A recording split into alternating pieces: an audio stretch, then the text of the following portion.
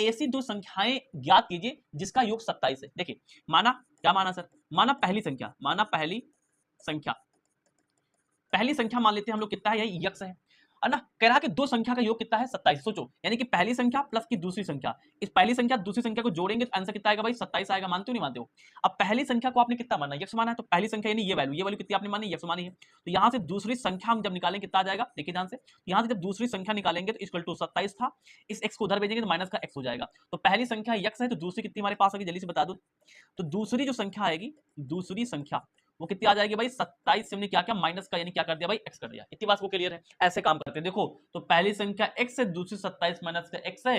अब दोनों हमारे पास जो मानने वाले काम है वो एक ही चर यानी x में हो गया हमारा काम। अब कह रहा है कि दो संख्याओं का योग कितना था 27 था, कर लिया भाई। कह रहा है उनका जो गुणनफल 182 है, तो गुणनफल कितना भाई 182, संख्याएं कहाँ है x है। अब यहाँ पे डालेंगे क्या, प्रश्नानुसार, प्रश्नानुसार। तो प्रश्नानुसार क्या कहानी है भाई कि जो संख्याओं का गुणनफल है, पहली संख्या यक्स यानी जो यक्स है यानी x ले लिया, मल्टीप्लाई में ये वाला यानी कितना हमारे पास लिखा 27 माइनस का x है। तो दोनों संख्याओं का गुणनफल कितना भाई, गुणनफल करके कितना आएगा 182 आएगा। 18 हमने यहाँ पे 2 लिख लिया, 182 लिख लिया।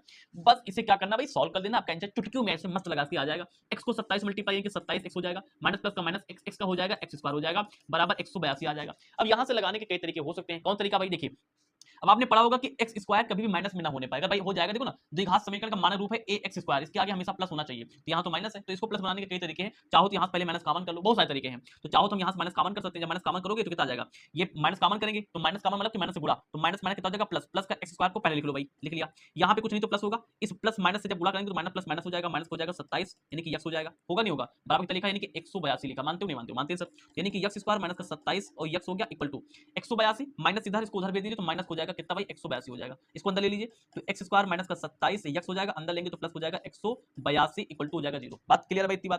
इतनी बात सबको क्लियर होता है, जल्दी से बता दो क्लियर है सर।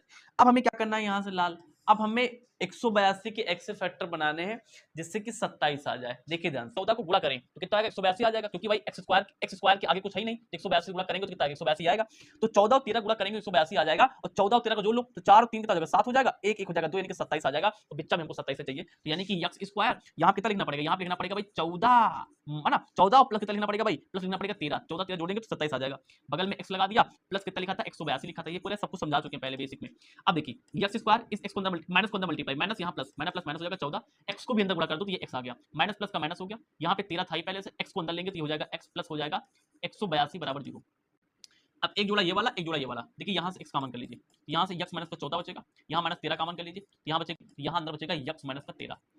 तो यहाँ से देखिए ना बराबर 0 चल रहा है, तो एक बार इसको बराबर 0 करेंगे तो हो जाएगा कितना, इसको उधर भेजेंगे तो यानी बराबर 14 आ जाएगा। एक बार इसको उधर बराबर भेजेंगे कितना आ जाएगा हमारे पास में, उधर भेजेंगे 13 आ जाएगा।